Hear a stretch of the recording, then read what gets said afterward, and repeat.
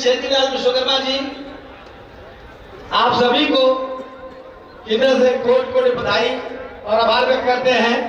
और मंच के सामने बैठी जनता, जो मंच की आन बान शान होती है, हमारी पार्टी की शान है, आप सभी का हृदय से बहुत बहुत आभार व्यक्त करते हैं।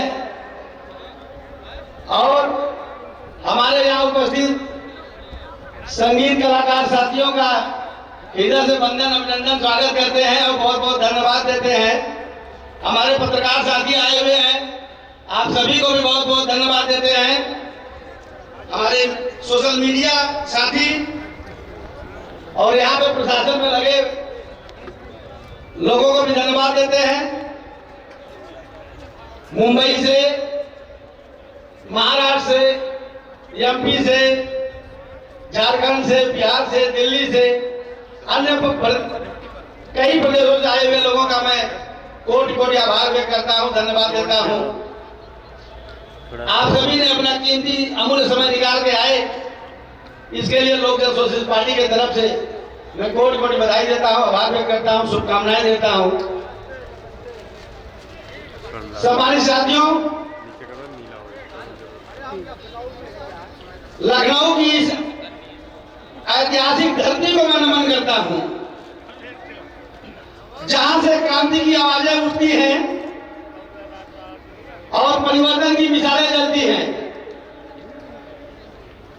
आज लखनऊ की ऐतिहासिक भूमि पे आप सभी आकर ये दिखाया है कि लखनऊ की धरती गवाह है कि परिवर्तन की लहर उठ चुकी है। यह भीड़ नहीं, आजादी से लेकर जो वर्ग हमेशा वंचित रहा और उपेक्षित रहा, हमारे इन लोगों के हक अधिकार के लिए जनता की आवाज है, जो अब लखनऊ से लेकर दिल्ली तक सत्ता की राज करेगी। साथियों, आज मैं गर्व से कहना चाहता हूं कि हम लोगों का अधिकार, समानता और न्याय की यह लड़ाई अब रुकने वाली नहीं है। सम्मानित साथियों, हम उस परंपरा के लोग हैं जो महात्मा बुद्ध, सम्राट अशोक, ज्योतिबा फूले, सावित्रीबाई फूले, डॉक्टर भीमराव अम्बेडकर साहब और माननीय काशीराम जी, छत्रपति साहू जी महाराज, राम मनोहर लोहिया और प्रफुल्ल ठाकुर जैसे महापुरुषों के त्याग से बनी है।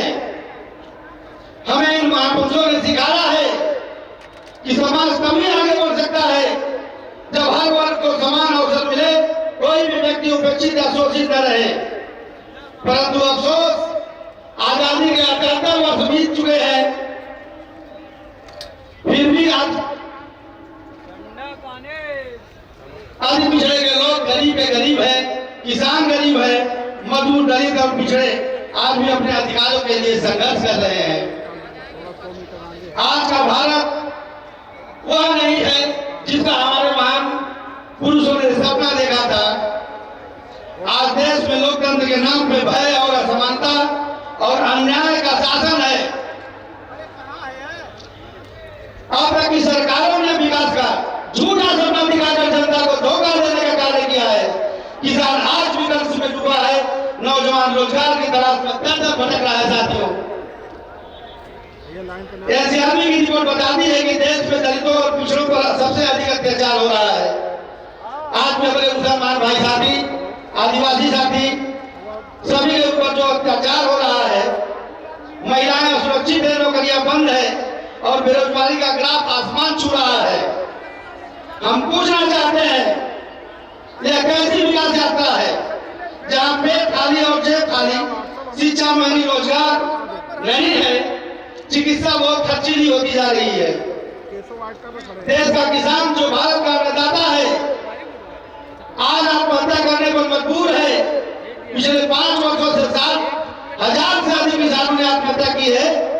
ये मैं नहीं कर रहा हूं, ये सरकारी आंकड़े कह रहे हैं। सम्मानित साथियों, यही हाल मजदूरों और छोटे व्यापारियों का भी है।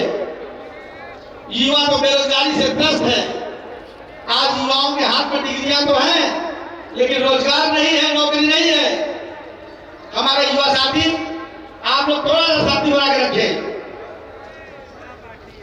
आज इस ऐतिहासिक जनसलाह को साक्षी मानकर लोक सोशलिस्ट पार्टी एक घोषणा करती है कि हर परिवार से एक व्यक्ति को सरकारी नौकरी दी जाएगी लोक सोशलिस्ट पार्टी की सरकार बनने के वक्त।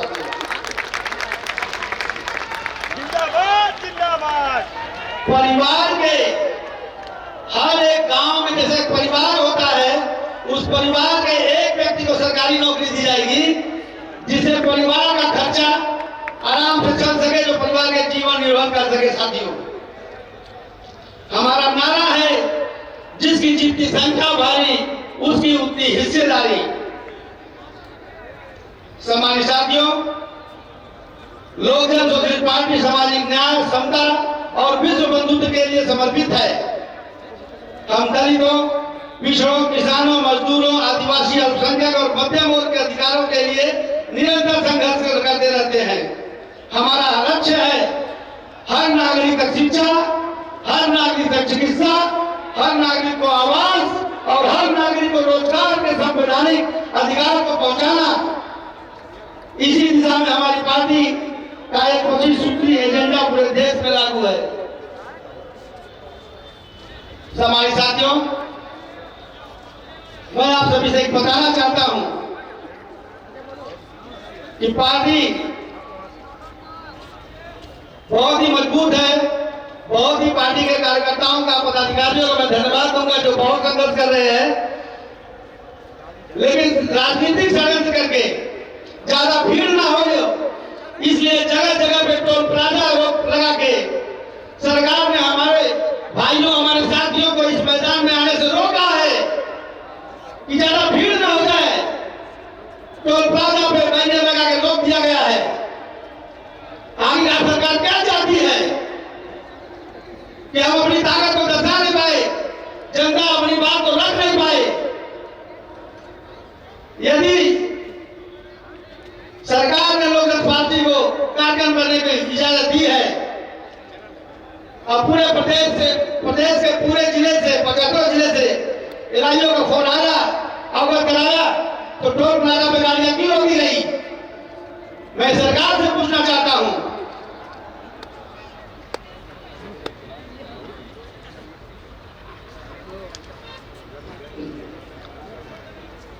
हमारे साथियों, आज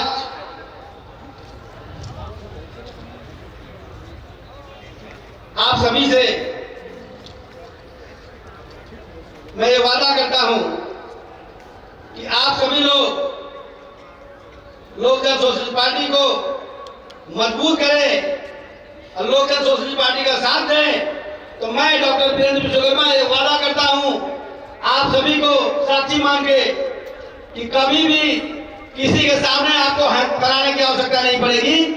और जब तक मेरे शरीर में रक्त रहेंगे, जब तक मेरे शरीर में खून रहेगा, जब तक मेरे शरीर की सांसें चलेगी, तब तक आप सभी के सम्मान, शोभान का और आपके अधिकार की और रक्षा की लड़ाई लड़ता रहूंगा। हमारे साथियों, हमारी माताओं बहनों की तरफ कोई अगर गंदी निगाह किया तो उसकी आंख निकाल लेने का काम करेंगे। साथियों, ऐसा हम लोग आयोग गठन करके ऐसी बहुत ही कड़ी हम लोग राजनीतिक यहाँ राजनीतिक मंच पर नहीं बनाए हैं। मैं आप लोगों के बीच में आपका बेटा और भाई बन गया हूं, तो हम लोग एक मजबूत कानून की व्यवस्था बना के जो भी देश में गलत काम करते हैं उनको रोकने का काम किया जाएगा। साथियों, हमारे साथियों, हमारी सबसे पहली प्राथमिकता होगी भ्रष्टाचार मुक्त प्रशासन की स्थापना। आज बताइए ना, कहीं अगर कमजोर वर्ग के ऊपर या गरीब के ऊपर, किसान के ऊपर कोई अत्याचार होता है तो मुकदमा लिखाने जाता है थाने में, तो मुकदमा लिखी जाती है क्या? बताइए, लिखी जाती है क्या? बहुत आंदोलन के बाद मुकदमा दर्ज होती है। साथियों, इसलिए हम ये वचन देते हैं कि लोक जन सोशलिस्ट पार्टी की सरकार बनते ही सबसे पहले एक कड़ा कानून बना के हम लोग गरीबों के साथ जो अत्याचार हो रही है इस कानून को पारदर्शिता के साथ रखेंगे, जिससे किसी को एफआईआर दर्ज कराने में, कानून से न्याय पाने में कठिनाई न पड़े।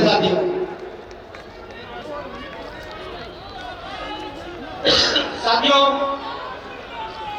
मैंने कहा जैसा कि दूसरा रहेगा रोजगार, हर एक परिवार को रोजगार दिया जाएगा जिससे वो सम्मान की जिंदगी जी सके।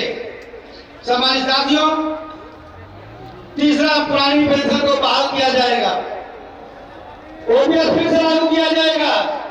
जैसे कि हमारी बहुत से लोग जो पूरी जिंदगी समाज को समर्पित कर देते हैं, लेकिन जब रिटायर होते हैं तो सरकार उन्हें सब कुछ उनका बंद कर दिया है, उनको कुछ भी देने का काम नहीं करती है।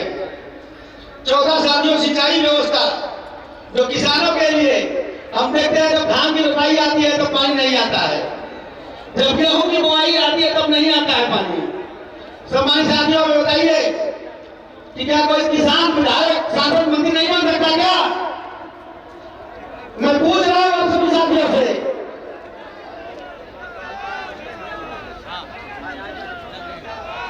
सम्मानित साथियों, बताइए कोई किसान विधायक बन सकता है कि नहीं? जब किसान विधायक बनने जाएगा और सदन में बैठेगा तब बताएगा कि एक बोरी में खाद 50 किलो थी तो आज 45 से 40 क्यों हो गई, और दाम 54 क्यों हो गया, क्योंकि उत्तर किसान भाई समझता है। तो किसानों को भी हम लोग जिता के अपने किसान साथी को विधायक सांसद बना के उनको सदन में भेज देंगे, जिससे वो किसान भाइयों की लड़ाई लड़ेंगे। साथियों, पांचवा, सड़क, बिजली और